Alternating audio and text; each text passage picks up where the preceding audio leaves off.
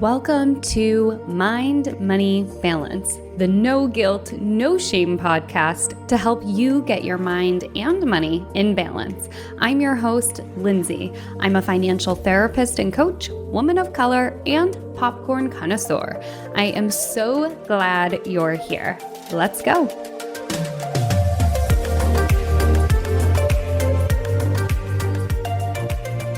All right, we will be getting into Annie's episode very, very shortly, but really quickly, I wanted to share with you all an announcement. The Mind, Money, Balance podcast is going to be coming to you 2 times per week. That's right, on Mondays and Thursdays now, you will get to hear me talk to other folks about how they are getting their mind and money in balance. Why? Well, I was recently interviewing Joe Sanok, who started the Practice of the Practice podcast and created an entire program around helping people grow and launch their podcasts. Don't worry, he'll be coming up on a future episode. Stay tuned. He'll be coming on in just a few weeks.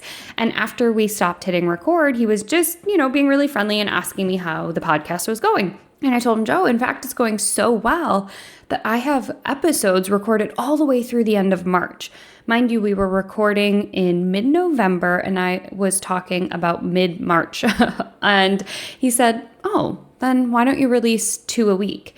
And I was like, oh, I could totally do that. So I wanted to bring you all the mind, money, balance goodness twice a week instead of, making you wait. I have very little patience. That served me well in many ways and in other ways, not so much. But this is one that I'm really excited to lean into some of that excitement and spontaneity and share with you more of these Mind, Money, Balance episodes. So again, starting this week, you will get these episodes to you twice per week, once on Mondays and once on Thursdays. Now, on to today's podcast guest.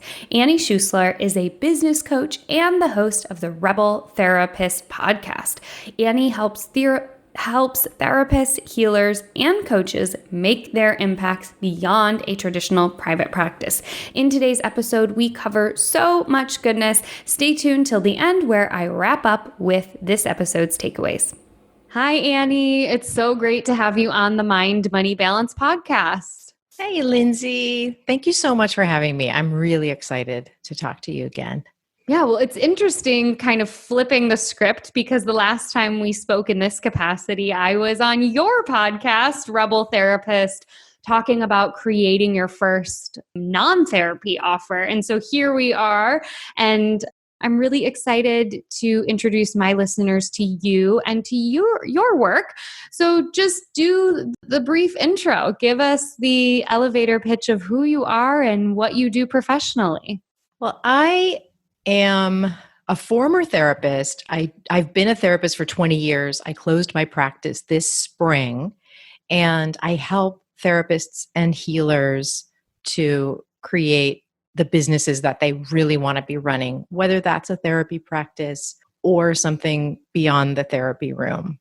Mm-hmm. So tell me, and us rather, because there's more than just you and I here in this conversation.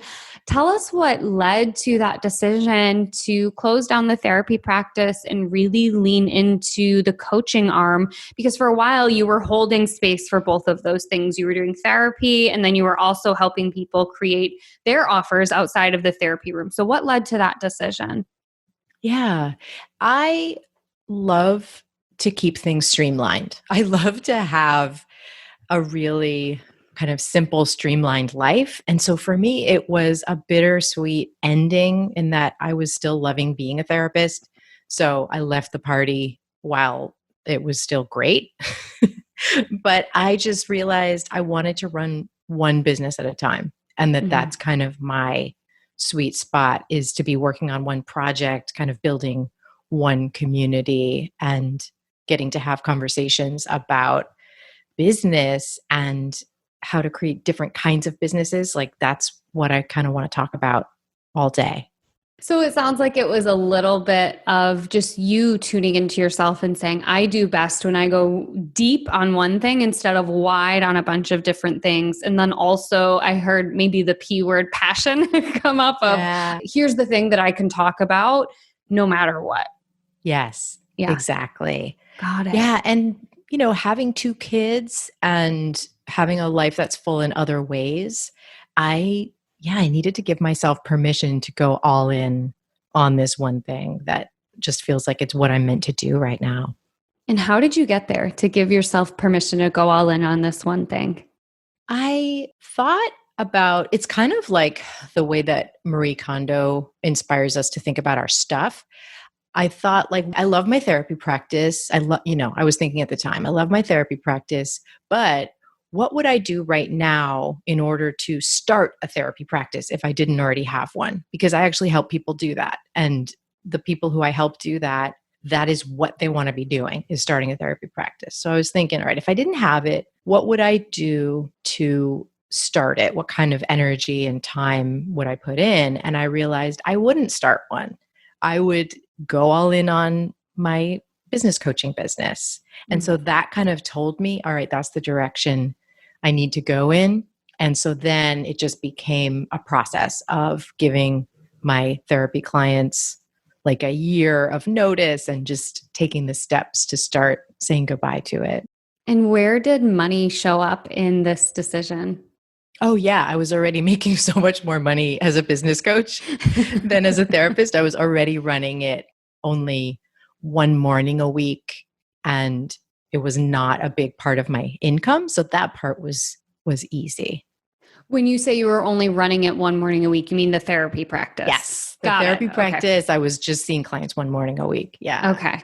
So having been in the private practice space for 20 years or just therapy for 20 years, what did that kind of breakdown of your business life look like? Yeah. So for 20 years, I had some kind of private practice starting as a intern in private practice. And for a lot of that time, I was also working in an agency. Mm-hmm. So it was, over time, it was 40 hours a week. And then as I became a business coach, the balance just kept changing, where I would say 10 years ago, I was only working on my coaching business one half day a week. And then it just kept shifting from there. And for me and my personality, I was finding, ooh, I want more and more and more of this one. So I just feel like I had to practice what I preach, which is like, look at where you are getting energy from and step further and further into that. Okay. This practice what you preach thing is so interesting to me because I so find, yes. Okay. Thank you. I was going to say, I am really great at coaching people on the doing things in alignment with your values and following your energy. And then also as a business owner, having to look at the number side of it and taking a look at what makes the most sense financially. Did you have any money stories you had to overcome as you pivoted from therapy to coaching? Yeah, I think I've had a big pivot in the last several years of embracing business as a radical possibility. So instead of thinking of business as something that's like this necessary evil, I'm now really into looking at our micro businesses, especially as these ways that we can actually make change and we can create the world that we want to see. When I started out as a business coach, I felt kind of confused about that. I felt like, well, I love business, but making money is like a little bit evil. And especially in a capitalist system, it's a little bit evil. But since it's a system we have, I guess it's okay. Like I was not feeling aligned in it. And then over time, I've completely flipped that. And I now feel like creating micro businesses where we treat everybody we engage with really ethically and we're transparent and we're not trying to concentrate wealth in the biggest way possible. We're not trying to oppress anybody who is working for us. If we are hiring people, we can run completely aligned and ethical and even radical businesses. So, yeah, I'm trying to remember where that question started because I started going off on this thing that I've been thinking so much about. No, I love that. So you did answer my question and I'm going to ask more questions because it's so beautiful what you said. So first of all, what I heard is that the money story you first had to overcome was this idea around capitalism is bad and earning money makes you greedy and that's not okay. And then kind of it evolving into, look, that's the system in which we exist. And there is space for us to earn money and give back to our communities and to causes that are important to us. And it's possible to grow an ethical business that is profitable and sustainable. And those things don't have to be mutually exclusive. And I really think that that has been a lot of the learning and unlearning that I have been doing as a business owner, because I mentioned right before we hit record, look, I've been doing a lot of my own learning and unlearning in 2020. And when I turn towards online business and how to grow and scale a business, so much of it was heavily capitalistic and exploitative in a way that didn't align with me, but I didn't see any other option. And Kelly Deals, I think she was on your podcast actually.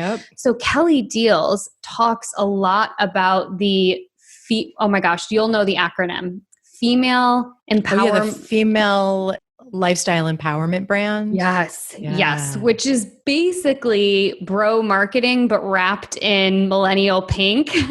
And that to me was so helpful. So listening to Kelly Deals, and then also my friend Giselle Allen, she is also kind of pushing back against how to create a business in the space that we are in, where we can earn money and support ourselves and also pay people accordingly, because so much of the female lifestyle empowerment brand and so much of the bro marketing that I think is easier for us to pick and point out. Like, it's easier for us to go, okay, I'm not aligned with the person who says, work 20 hours a week, outsource all of your work to developing countries, be all the places at all the times. Like, it's pretty easy to say that doesn't align with me, I'll pivot, but it's harder to kind of pick out the female lifestyle empowerment brand. So I love that you have found your own way and that you are, what it sounds like, really standing in your business as ethical. So tell me, what are some of the values or the cornerstones for you that mean being a sustainable and ethical business? What are some of the things that you like to do as you grow your business? One thing is paying people well. So whatever it is that somebody's contributing to my business, looking at what I'm paying them. Like, somebody just created an avatar for me, and, like a comic kind of avatar for me. And they were charging $20. And this is a really small example, but I just said, no, I'm going to pay you $40 because this is really good work that you're doing. And I think you're not charging enough. So, like, just looking at all those little decisions that we make of, how am I treating this person? Am I taking advantage? Am I being exploitive? Or am I being in right relationship with my money and my choices here? Another one, and this also, I'm inspired by Kelly Deals around this, is looking at my sales copy and leaning into being very transparent about what happens for the people I work with and not over promising anything.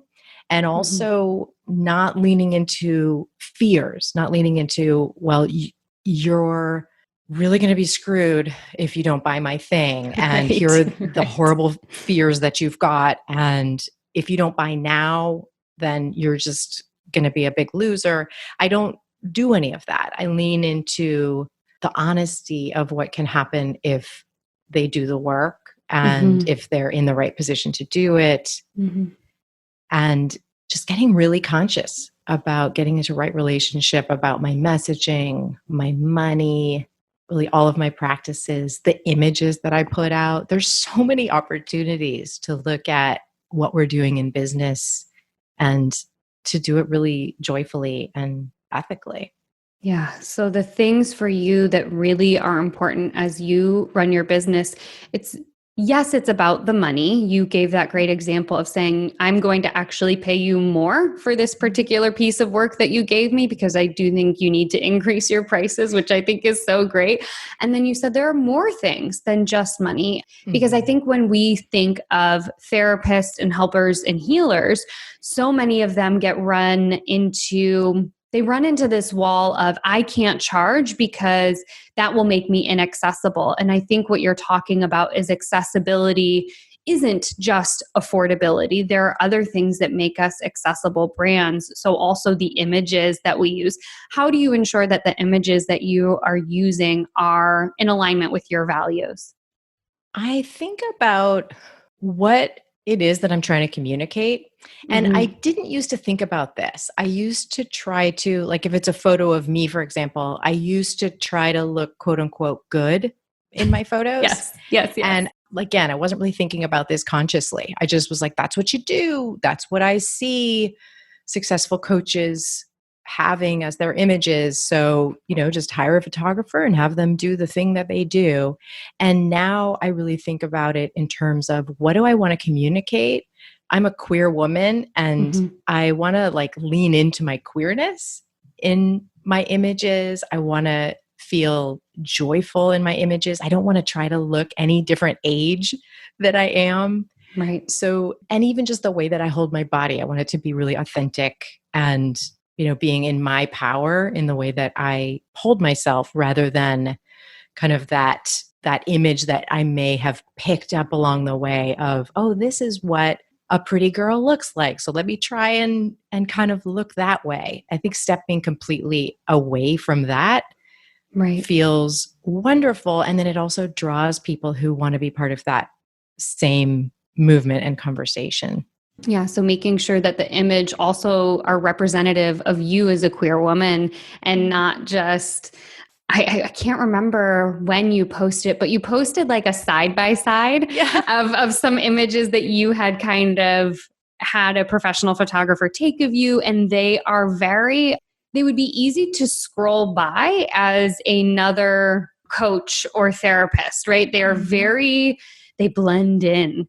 And then the photo that you posted after, you stand out in a way that really is in alignment with who, when I think of Annie, that's the image that comes to mind of this person wearing a certain, I can't remember if you're in like a button down and you've got your hat on and your short hair is showing. So you just are showing some of the things stylistically that are important to you. And I think that's really important as well. What kinds of uncomfortable money conversations have you had to have over the years, either with the participants in your coaching program or with vendors? How have you tackled those uncomfortable money conversations? Yeah, I think some hard conversations that I've had have been with clients around setting fees. I think that's something that has been really tough, and now I feel a lot more comfortable in, which you'd probably be proud of me for that with the work that you do. Where when people are pricing, whether it's their pilot offers as coaches or whether it's their therapy sessions, they're dealing with so many different feelings and messages and old stories that I've often been in a position where I'm advocating a pretty big fee increase, and then just being there with people as they kind of freak out and deal with all of the feelings that come up around hearing me say that, or hearing me guide them through a process where they land on a number that kind of scares the hell out of them. Yeah. And now I don't, I think I used to take it on as I've got to make this feel comfortable for this person. I don't want to scare this person. And I think maybe that's a big part of the difference now, is that when someone I'm working with is freaking out about a fee raise, I kind of think they're in a good spot. I think it's a useful kind of awkwardness and uncomfortableness to work through. I love that. So now I let it be weird for a while. Yeah. And I think, what you're talking about is so helpful, because I think there's a difference, and it's subtle, but it's one of those things that you just know. And the difference between raising your fees and it being an uncomfortable edge, like we talk about in yoga, let's say this is an edge and it's safe for me to sit here. I might sit with this discomfort for a couple of moments, but if I take some deep breaths, I'll get through it. That's an uncomfortable growth edge, which I think is really helpful when we talk about increasing our fees. And then I think there is this bigger jump that is almost traumatic, which a lot of business coaches use and I think is really harmful, which is just to say, charge the maximum amount you possibly can with no rhyme or reason. And that to me is akin to potentially re-traumatizing a person, right? So I think I love what you're saying of I can know when I'm working with my clients that I'm sitting in this potential space of discomfort and hang out there with them and it's going to be okay. And I also don't hear you saying, well, I tell them this is good for you and you have to raise your fees. 10x all your prices. Yeah, 10x all your prices. I love that, you sit with that therapeutic part of yourself as you have these uncomfortable conversations. And I also imagine, Annie, that they weren't always easy to sit with them in this discomfort. I would love to learn more about how you got from what you said was, I used to feel like I had to take it on for them to where you are today. How did you get there? And just share with us how you made that shift. I think watching people go through that process and maybe even sometimes be very uncomfortable with me in the process of like, I can't believe like you're giving me this process. Like I walk people through a process of like looking at what they need to charge based on their own money stuff and their own reality. So people feeling uncomfortable with me in that process and taking it on and all of that. And then watching them go through the whole process and then watching more people go through that whole process and come back and say, I did it and this is how it went and I'm feeling really great about it and the sky didn't fall. And then realizing, oh, that didn't have anything to do with me. This is my job. Just like in the therapy room, this is my job to just hold people through something hard. So for me personally, I think I just had to go through it a bunch of times and see that it works out and it's really their process that I'm helping them with. Yeah. So just getting like anything, the more you do it, the more comfortable you become with it. And even sometimes just being comfortable with it being uncomfortable is a part of that process. Yeah. What about like tangible tools? I mean, I hear a lot of kind of internal work around getting comfortable with the pricing discussions, around paying the folks who are contractors a fair wage and things like that. But what about some of the tangible things? Were there specific books you read or courses you attended that helped you with the money mindset stuff? Yes. So I did Barry Tesler's program, The Art of Money. Yes. I did that year-long program. I did it with a really close friend and we're pretty intimate around our money realities. So getting to do Barry's program was great. And then also getting to talk to my friend about it so much was really helpful.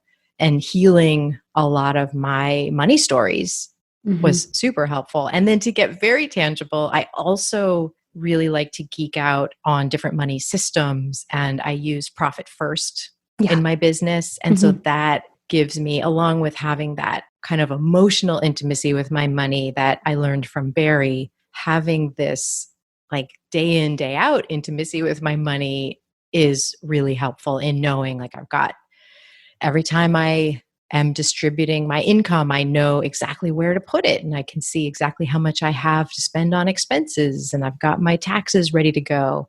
Like that combination of stuff really helps me. Can you say a little bit more about Barry Tesler's program for people who might not be familiar? I mean, I know I nodded right along and I was like, oh, The Art of Money, but what is that? Yeah. So the first time I heard about this, I was like, what? I mean, now I'm familiar with you too. And so you also bring this kind of awareness into it, but she brings your body awareness into your relationship with money. And so she is a somatic therapist, although, she didn't decide to pursue a license because the work that she does really falls outside of that.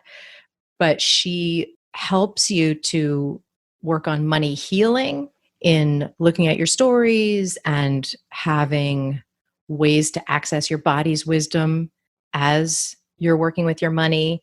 And then once you've done that money healing, then she takes you into money practices and setting goals and doing all of that nitty-gritty stuff But she works on the healing part first. Mm-hmm. And I had always, up until that point, I had been pretty good with my money, but it had always been just like from the neck up, just working on spreadsheets, Data, working on, spreadsheets. yep, Yeah. all that stuff, but never the emotional or the spiritual or the bringing my body's wisdom into it. Super quick announcement. This is Lindsay. Duh. I wanted to let you know that if you are a private practice therapist who is in the process of filling up their practice with clients, but you're struggling with how to set fees and how to think about your money in a holistic way so that you can cultivate a sustainable practice, I am thrilled to let you know that Grow a Profitable Practice from the Inside Out, my 9-week group coaching program for private practice therapists, will be reopening its doors very soon. We are not ready quite yet, so what I want you to do if you're interested is go to www.mindmoneybalance.com/profitable practice, all one word, and make sure to put your name on the wait list so you will get notified just as soon as those doors open. Again, that's mindmoneybalance.com/profitable practice.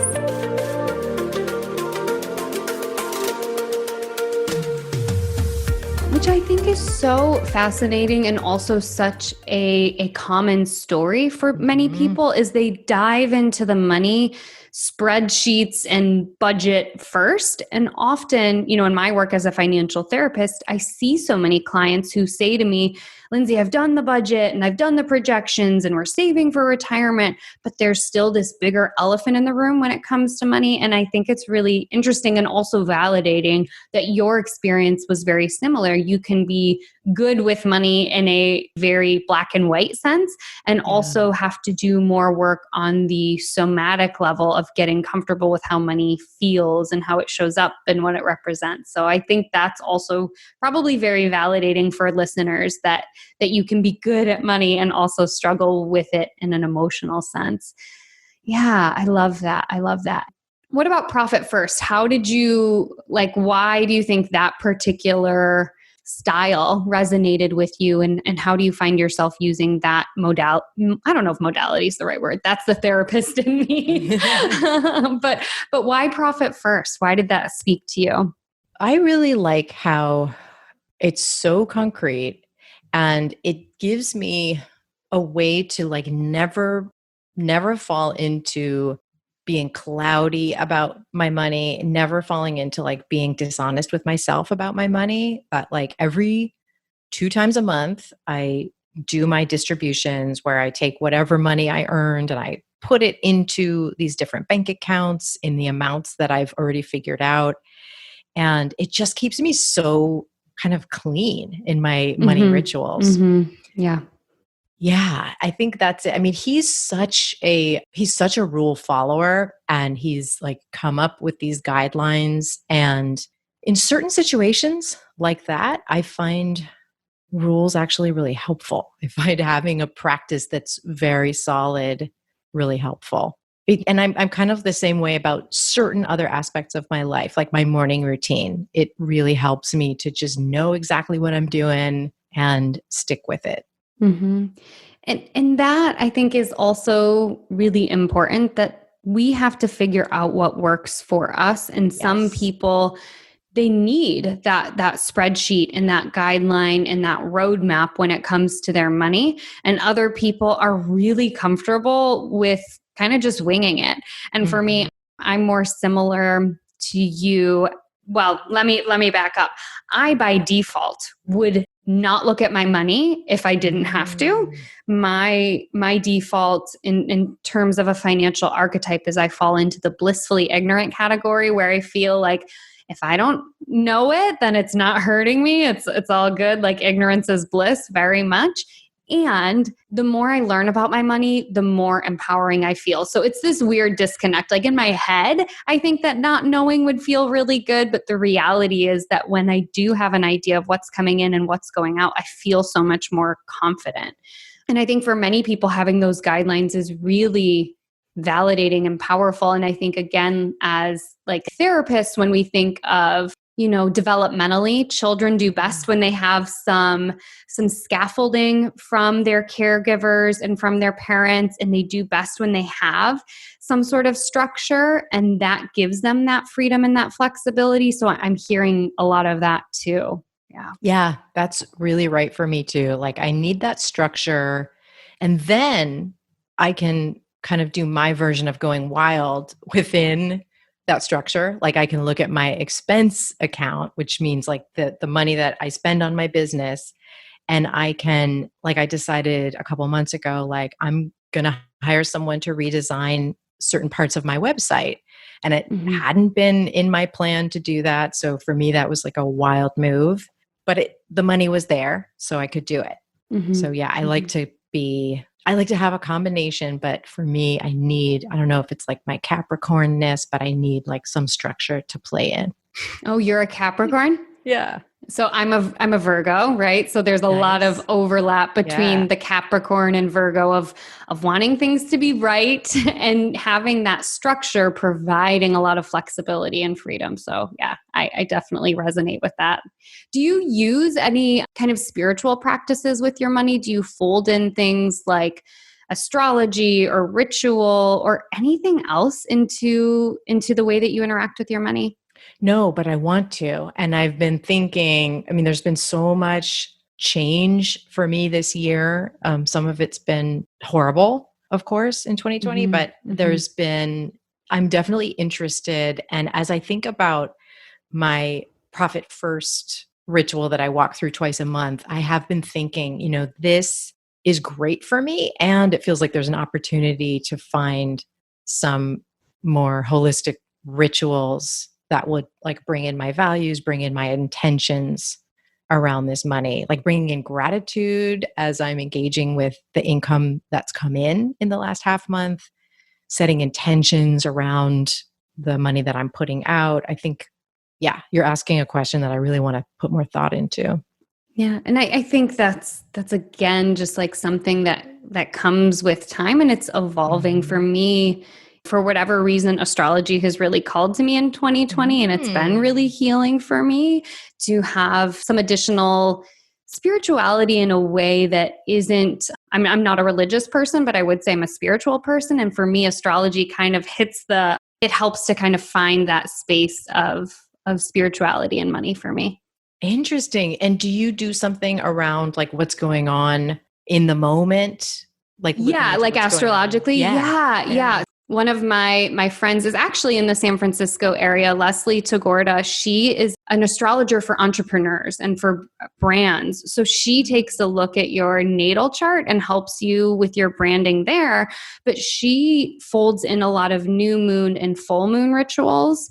And that for me, I have started to use those for my money. So new moons are really good at planting intentions, and full moons are a really good time to let go of the things that aren't serving you. So I think about that from a financial perspective of what are the goals that I want to set for myself financially and around new moons. And then when it comes to full moons, what are maybe the money practices that are no longer serving me, or even just the money stories that are no longer serving me. And I've used both of those as a way to kind of incorporate some of that with my money work. Oh, I love that. Yeah. It's so fun. So Annie, as we kind of wrap up today, are there any other thoughts that you would want to leave our listeners with when it comes to money stuff? One thing that I notice is that I work with a lot of people who are visionaries, even though they don't often think about themselves that way, at least not in the beginning. I notice that for visionaries, there's a certain kind of money mindset, a set of money mindset traps that they fall into. And so I'm really happy that you do the work that you do in helping people get really clear on their money stuff and heal their money stuff. And if you're a visionary, which you probably are, if you're listening to Lindsay, then yeah, definitely the work that you're doing around money mindset is worth it, because it's probably holding you back from getting your work out into the world in the way that it's needed. Yeah. Yeah, I love that. So, Annie, where can everybody find you? Where do you hang out on the interwebs? Probably the best place is my podcast, which is called Rebel Therapist. And you can also find me at rebeltherapist.me. Great. Thank you so much, Annie. It was a pleasure having you on and chatting with you again. Thank you so much, Lindsay. It was really fun.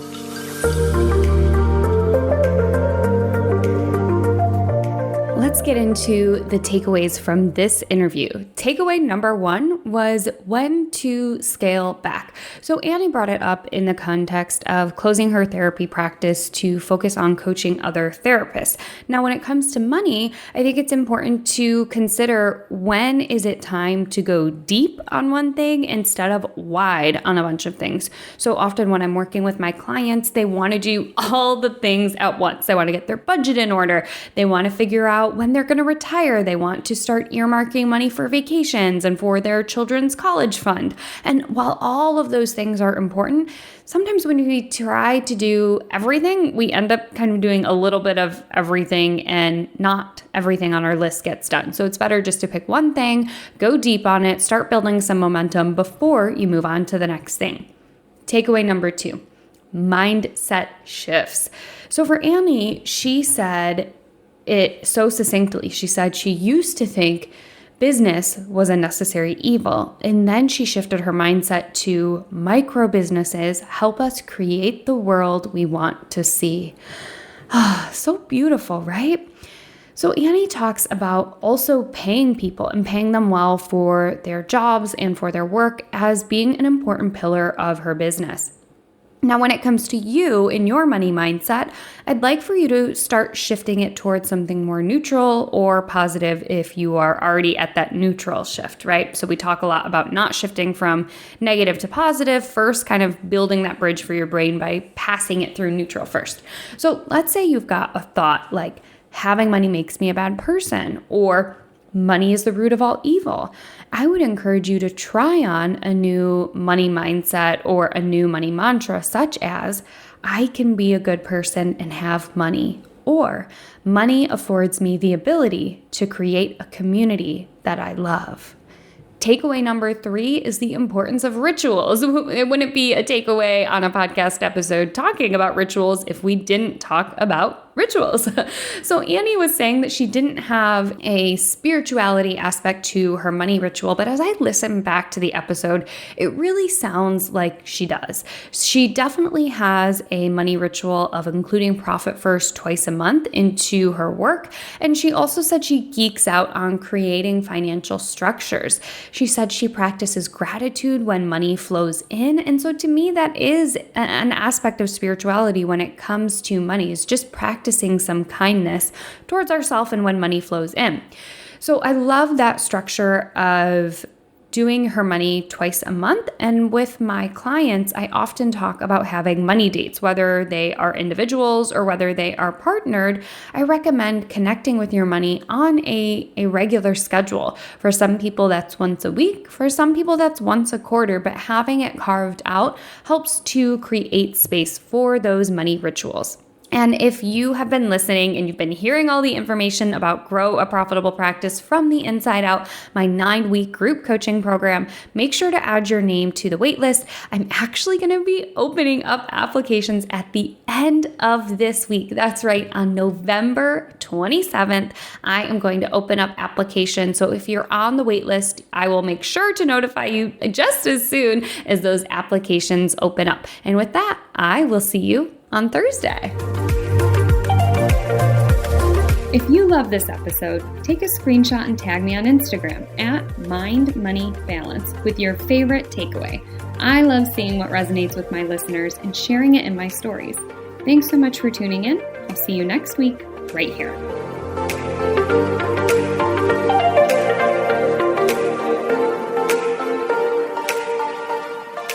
Neither the host or guests are rendering legal, accounting, clinical, medical, or other professional information. If you want professional help, please seek it out.